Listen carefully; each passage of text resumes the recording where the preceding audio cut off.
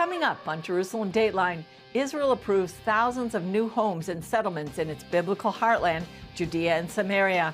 In Iran, the underground church growing by leaps and bounds, with Muslims coming to Jesus in the face of torture and death. Plus, the trend of attacks against Christians in Israel and how one Orthodox Jewish woman is building understanding between Christians and Jews. All this and more on this edition of Jerusalem Dateline.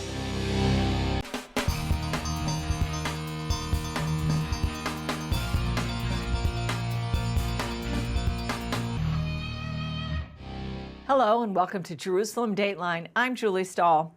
Israeli leaders recently reached out to their Palestinian counterparts ahead of a Muslim observance, wishing them happy holidays.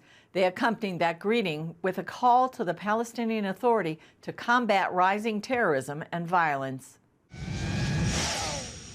The holiday outreach followed a surprise attack when Palestinian terrorists launched 2 rockets from Jenin for the first time in 18 years, a claim later refuted by Hamas. Although the rockets fell short of their target, it's just the latest example of violence in the northern West Bank, part of the area the Bible calls Judea and Samaria.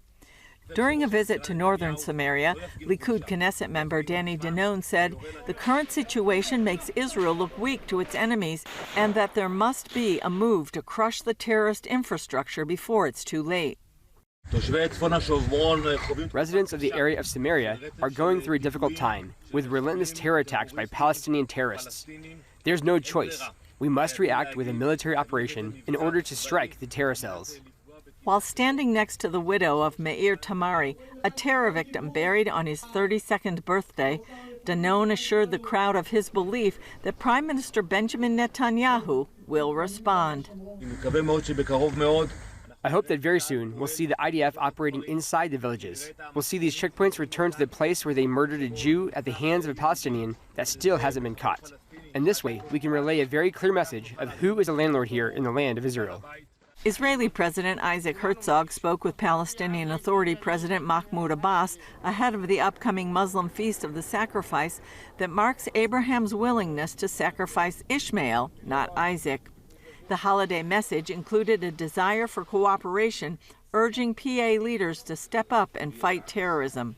There's been basically a kind of terrorist infestation in the northern West Bank, which is mostly members of Palestinian Islamic Jihad and others from Hamas and disgruntled members of the Fatah. Middle East analyst Seth Frantzman says this current wave is made up of men mostly born some 20 years ago following the Second Intifada. Their anger is bolstered by a huge supply of weapons flooding the area, many likely paid for and smuggled in by Iran. You have basically all the bad elements you don't want in one place. He adds, while this isn't new to Israel, the weakness and breakdown of the PA presents a unique problem. It always faces terrorist groups. But the presence of large numbers of weapons in Jenin and the failure of the Palestinian Authority, which is a U.S. and Western-backed institution, to control Jenin, which is underneath its own territory, is the main contributing factor. Not having authorities control the city, not having police or anyone there, allows the armed men to do whatever they want. For at least a year, Israel has used armed raids to root out terrorists, but it hasn't proved to be enough.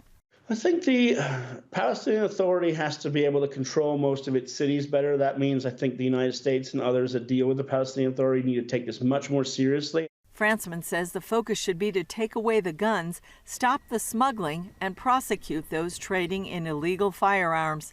That could allow Israel to then precisely target those behind the attacks.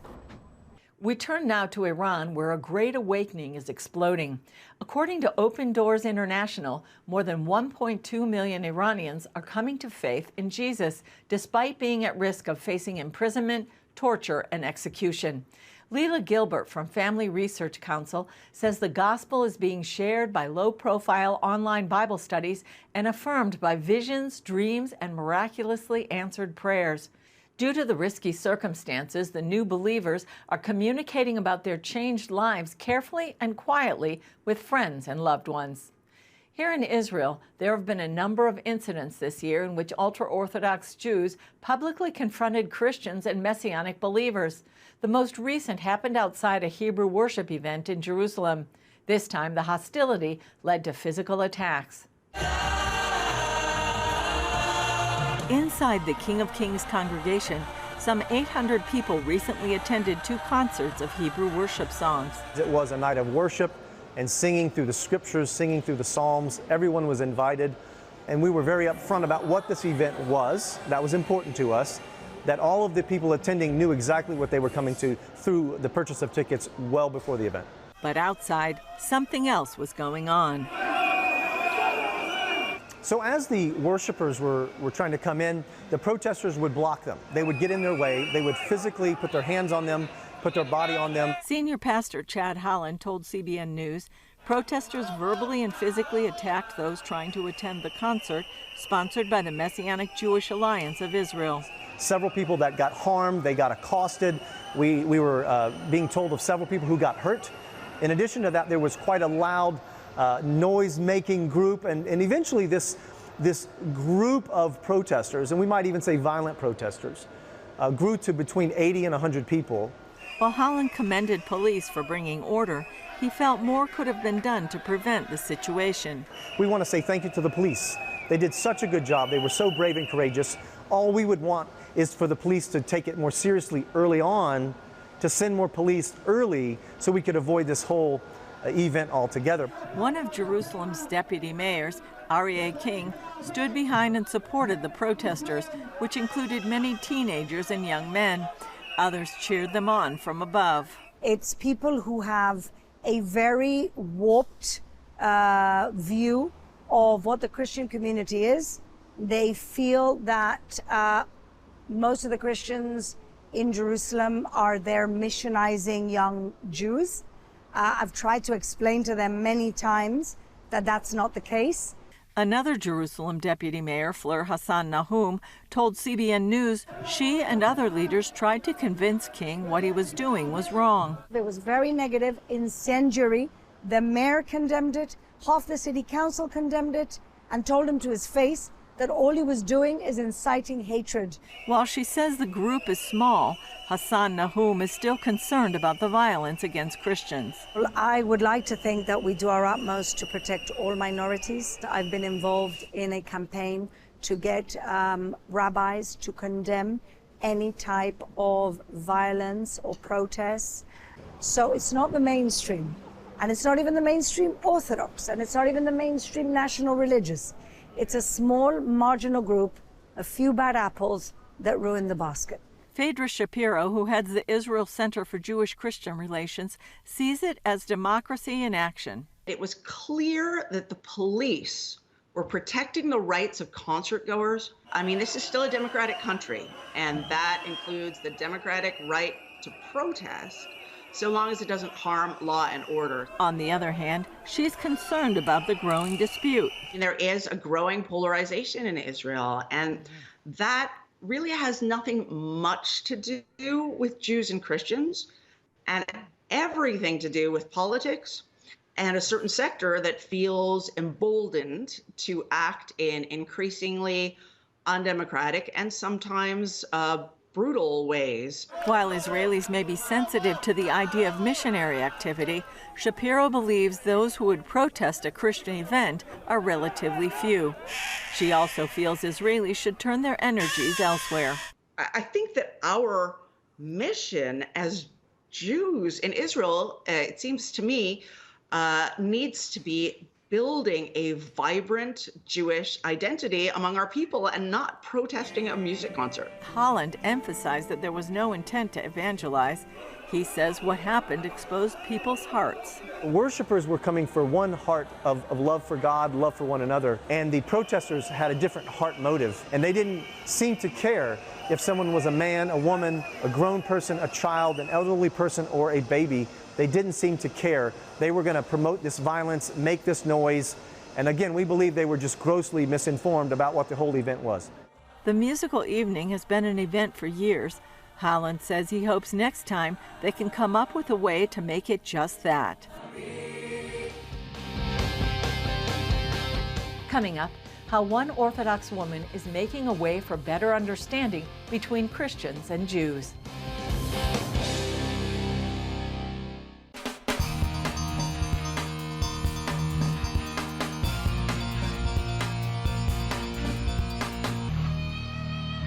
In contrast to the protesters at the worship event in Jerusalem, others are building bridges.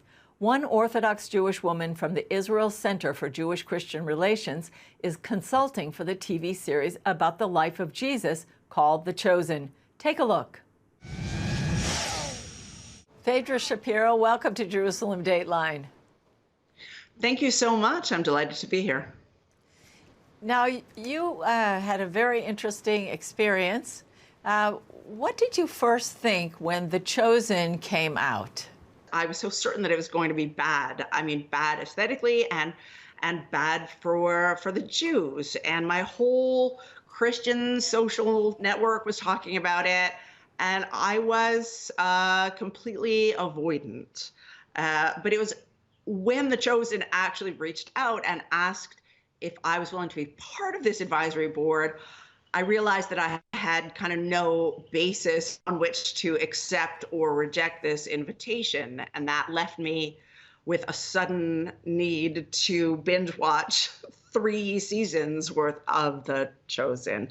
It was much, much better than I expected just as a viewing experience. And sure, I mean, some of the Jewish pieces were a little bit off. But overall, I was really delighted and actually moved to see such a Jewish Jesus and a Jesus who is so clearly embedded in Jewish practice, Jewish culture, Jewish values. That was really astonishing to me. So, of course, I had to say yes. And so what do you think the value is of The Chosen for Jewish-Christian relations? Well, I mean, I think that The Chosen should help Christians to not only kind of know intellectually that Jesus was Jewish, but to be able to really imagine it and to really envision the implications of it. And ideally, this deeper knowledge could be part of helping Christians to understand that Jesus and, let's say the Jewish family down the street, that they have something profoundly in common. And, that maybe Christians have something to learn, something, more to learn about Jesus through understanding more about Jews today. And also that loving Jesus should also imply a deep commitment to the people of the historical Jesus, the Jews. And so to recognize that, anti-Semitism is completely incompatible with being Christian. Yeah, that's true. That's true. And do you think the Jewish community could learn something from this in terms of how to relate to Christians? Listen, I'm not actually sure how many Jews are really watching The Chosen, but ideally it should help us to understand that Jesus wasn't a Gentile. He was one of us. He was not something foreign. I mean, we're always pretty excited to talk about famous Jews, but the reality is that, while Jesus has no presence in and plays no part in Judaism per se, he is undoubtedly the most famous Jew to ever live, with the greatest impact on humanity, I think.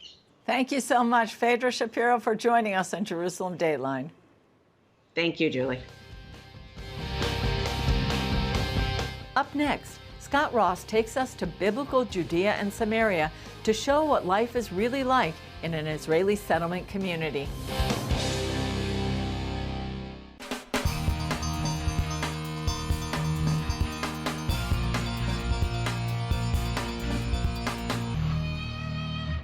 In response to growing violence aimed at Jewish settlements, Israeli Prime Minister Netanyahu declared plans for more settlement housing, which angers much of the world. A few years ago, CBN's Scott Ross visited a settlement community to see what life is like for residents. Known to much of the world as the West Bank, Judea and Samaria of the Bible is today home to some 360,000 Jewish Israelis and at least 1.4 million Palestinian Arabs. Shiloh. Shiloh. The first capital of ancient Israel, the place where the tabernacle stood for 369 years. Whoa. David Rubin is the former mayor of Shiloh, the place pronounced Shiloh in hundreds of biblically named places in America.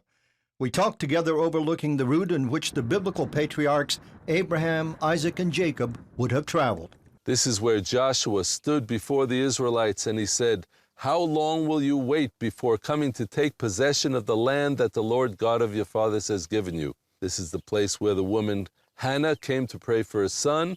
The son who was born from her prayers was Samuel the prophet, who grew up into prophecy in Shiloh along with the people of Israel. And that is the issue that remains today. This is the land that God gave you. As a special responsibility to cherish it and to take care of it. Reuben's commitment to the land came at a personal price when he and his son were ambushed by terrorists while traveling on the road home. The car was hit by a massive hail of bullets. I was shot in my leg. My son was shot in the head. Is your son still alive today?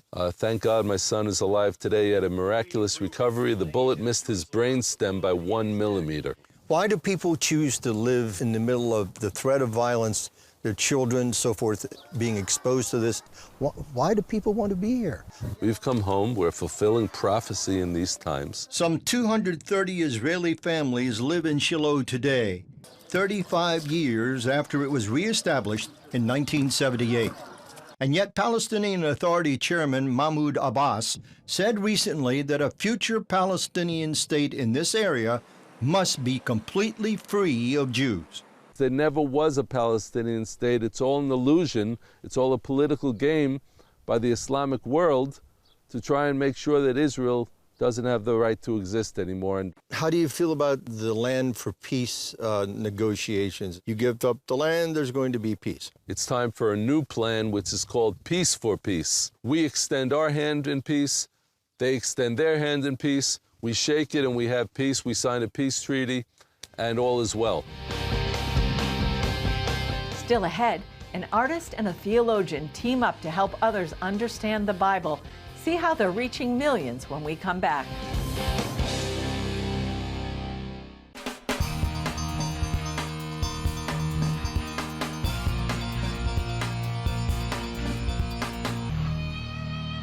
Ten years ago, two friends began making videos to help people understand Scripture.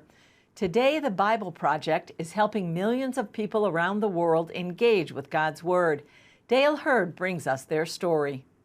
Tucked away in a quiet Portland neighborhood is an animation studio that is opening the Bible to millions in a new and fresh way. Some amazing things are happening behind that door. An idea of some college buddies has become one of the most successful ways to help people understand the Bible. During their college days, longtime friends Tim Mackey and John Collins would kick around ideas on how to get more people reading the Bible and understanding it better. The result was an animation experiment called Bible Project that at first only included 2 videos posted online for their friends. Less than 10 years later, Bible Project has more than 140 employees, creating more than 180 videos and 350 podcast episodes over the internet. With over 620 million views in over 200 countries and over 5 million subscribers worldwide. Michael McDonald is the Chief Global Focus and Strategic Relationships Officer. None of us were smart enough to think about, like, would we create this big nonprofit out of this? This really was a passion project of 2 friends going, I think this would be helpful to not only just us, but some of our friends. And the crowd just caught up so fast in not only watching them, but wanting more of them. And they started helping fund them just with, $5 here, $10 there, and until we had enough funds to make another video, and away we went. After college, John served as a pastor before beginning a career making explainer videos for large companies. After Tim got his PhD in Hebrew Bible and Jewish studies, he became a pastor and seminary professor. Then they decided to join forces, combining Tim's Bible knowledge and John's creative abilities. And Bible Project was born. This is just basically our workflow for one of our fully animated videos. So some projects are an illustration, some are an animation, some are writing, some are storyboarding. Then I meet with the artist, and then we go through all this in detail, and then the artist goes and draws the beautiful version. So by the time I sit down to record, I've got this in my head. The first dispute, that's hard to say quickly. That is hard. The first dispute starts when God says that he still loves his covenant people, Israel, despite their failures. Bible Project is trying to help those who only see the Bible as a collection of inspirational quotes. It takes on those difficult passages in the Bible that many Christians tend to avoid because they seem to be confusing or disturbing. It's pretty neat to see kids from like the age of 10 who are even, writing in saying just how engaged they are in the scriptures. And then we've got like 85-year-old folks that are writing in going, I thought this was for my grandkids, and I never thought I would go back and read the Bible with new eyes. With videos now in 56 languages, Bible Project is also reaching the Muslim world. You find people in, Tunisia watching the Arabic videos and sending in comments of, I'm a Muslim who, has been interested in the Bible and I didn't know how to, engage it or read it. And I found your videos on YouTube because they're free. And now they're opening up the scriptures in a unique way and understanding, what it's saying about Jesus. So an experiment once meant to only help a few friends is today helping millions around the world to know and understand the Bible better. One thing we think God is doing is that he's helping people see the Bible as a really important part of their life. And our contribution to that is helping people see the Bible through this paradigm of biblical theology, where you appreciate the Bible in its literary design, and you understand the Bible as a story, and you see how that story leads to Jesus, and then it just makes things, it's falling apart. It makes things more meaningful. Dale Hurd, CBN News in Portland, Oregon. That's all for this edition of Jerusalem Dateline. Thanks for joining us. Remember, you can follow us on social media and access CBN content through our CBN News and other CBN apps. And don't forget to sign up for our email blast. And remember, the God who's watching over Israel and you and me neither slumbers nor sleeps. I'm Julie Stahl. We'll see you next time on Jerusalem Dateline.